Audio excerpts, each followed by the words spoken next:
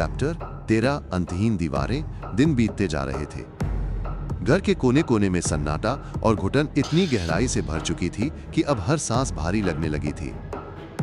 एक समय था जब ये लोग प्रतियोगी थे। अब वे सिर्फ कैदी बन चुके थे, अपने ही डर, अविश्वास और थकान के। किसी भी नियम का पालन अब कोई नहीं कर रहा था। न कोई टास्क, न कोई गेम, न कोई उत्साह। सबके चेहरों पर बस एक ही सवाल था, कब खत्म होगा ये सब? श्रेया, सुहास, विकास, प्रीतम, रोहन, नताशा सभी अब एक ही बिंदु पर आकर खड़े हो गए थे। डाइनिंग टेबल के पास एकत्र होकर उन्होंने फैसला लिया।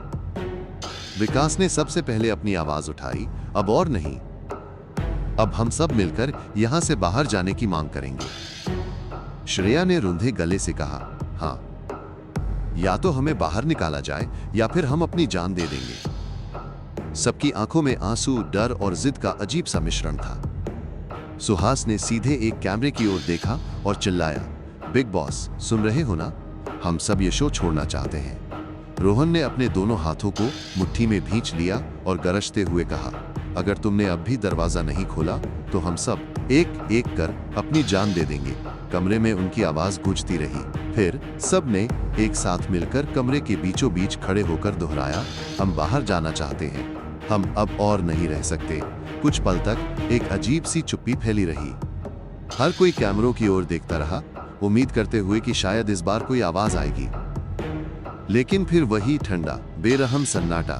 कोई आवाज नहीं, कोई चेतावनी नहीं, कोई आदेश नहीं। बिग बॉस अब एक विचार भी नहीं रहे थे, वे बस एक खौफनाक चुप्पी बन चुके थे जो सब कुछ निगलती जा रही थी। श्रेया, सुहास, विकास, प्रीतम सब एक दूसरे को देख रहे थे, आंखों में वो सवाल लिए जिसे कोई भी शब्दों में नहीं कह पा रहा था। क्या हमें अब खुद ही फैसला लेना होगा? कमरे में अचानक हवा और भी भारी हो गई थी। हर दीवार अब मौत की मूक गवाही देती प्रतीत हो रही थी। चैप्टर समाप्त।